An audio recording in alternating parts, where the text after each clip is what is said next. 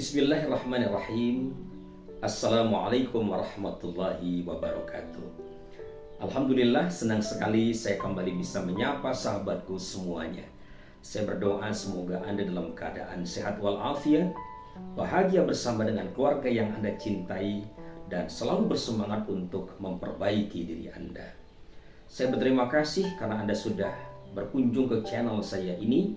Mudah-mudahan channel ini menjadi teman bagi kita semuanya untuk tumbuh menjadi pribadi yang lebih baik lagi.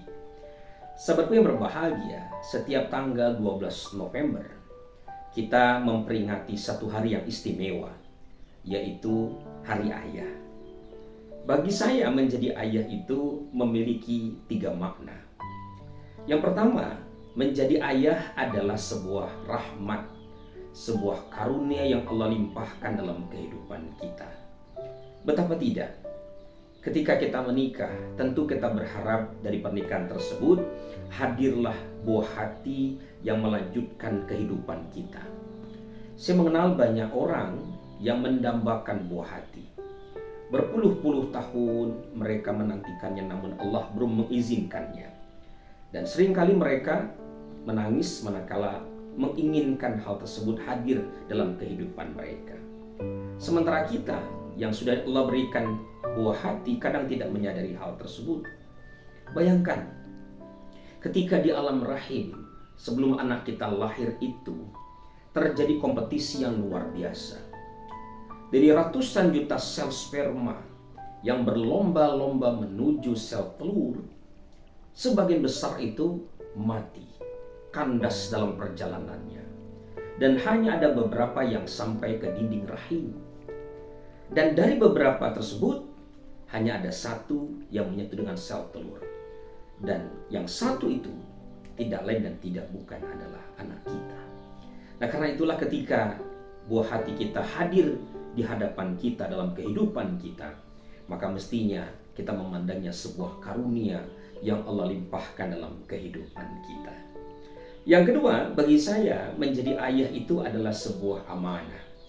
Tentu sebuah karunia akan sia-sia manakala kita tidak menjaganya, merawatnya dengan sebaik mungkin. Saya teringat baginda Rasulullah itu mengatakan, untuk mendidik anak itu kita perlu memperhatikan fase perkembangannya. 7 tahun pertama, 0 sampai dengan 7 tahun, kata Rasulullah, perlakukanlah anak kita layaknya raja. Artinya, kita memberikan ruang, kesempatan eksplorasi, mencoba bagi anak kita. Kadang mereka mengalami keberhasilan, kadang kegagalan.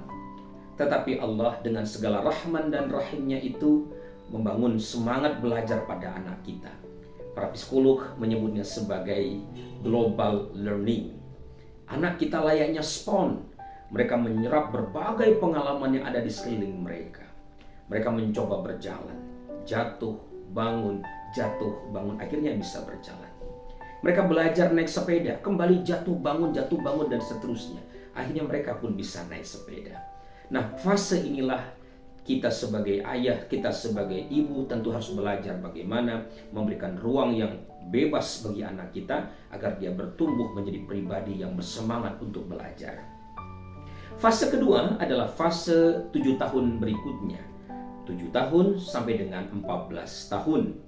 Kata Rasulullah, pada fase ini kita perlu memperlakukan anak kita itu sebagai seorang khadam. Khadam itu artinya kita mencoba memberikan sedikit amanah. Tentu kita pertimbangkan dari mulai yang sederhana, beranjak ke yang lebih sedang, lalu barangkali kepada tanggung jawab yang lebih besar. Kenapa demikian? Karena pada fase itu anak kita perlu kita didik agar menjadi pribadi yang lebih mandiri. Dia harus bisa menjalankan setidak-tidaknya tanggung jawab yang terkait dengan keperluannya pribadi. Nah, disinilah kita sebagai orang tua perlu merubah gaya kita mendidik mereka. Setelah selesai fase berikutnya, fase ketiga yaitu fase berikutnya adalah fase 14 tahun sampai dengan 21 tahun. Nah, pada fase ini, kata Rasulullah, kita perlu mendidik anak kita itu memperlakukan mereka layaknya seorang wazir. Wazir atau Perdana Menteri itu Artinya kita mencoba menempatkan dia tidak lagi sebagai pihak yang berada di bawah kita, tapi menempatkan dia sebagai pihak yang sederajat sama dengan kita. Jadi kalau dahulu kita dengan segala otoritas yang kita miliki bisa memerintahkan ini dan itu kepada anak kita, maka pada fase ini anak itu perlu kita perlakukan sebagai teman, sebagai sahabat. Ajak dia berbicara, ajak dia berdiskusi, bahkan ajak dia untuk mengambil keputusannya secara mandiri. Nah, inilah pesan Rasulullah, dan bagi saya dengan memahami 3 fase semacam itu, ini adalah sebuah tantangan, sebuah amanah untuk kita semuanya, bagaimana mendidik anak kita itu untuk tumbuh sesuai dengan fase-fase perkembangannya itu. Kemudian yang ketiga, bagi saya menjadi ayah adalah sebuah ibadah. Kita sadar betul bahwa ibadah-ibadah mahdhah kita itu banyak celahnya, banyak cacatnya. Sholat kita seringkali tak khusyuk. Puasa kita hanya berujung lapar dan haus saja. Zakat, sedekah kita demikian sedikit. Rasanya malu kita mempersembahkan hal itu kepada Allah Subhanahu wa Ta'ala. Nah, untungnya kita diberikan satu bentuk ibadah yang lain, yaitu menjadi ayah, menjadi ibu. Nah, ketika kita memerankan peran tersebut, sesungguhnya Allah memberikan ruang untuk menyempurnakan ibadah kita yang cacat itu. Karena itulah ketika saya pribadi menggendong anak saya, melayani mereka, memenuhi keperluan mereka ini dan itu, kadang lelah menghinggapi saya.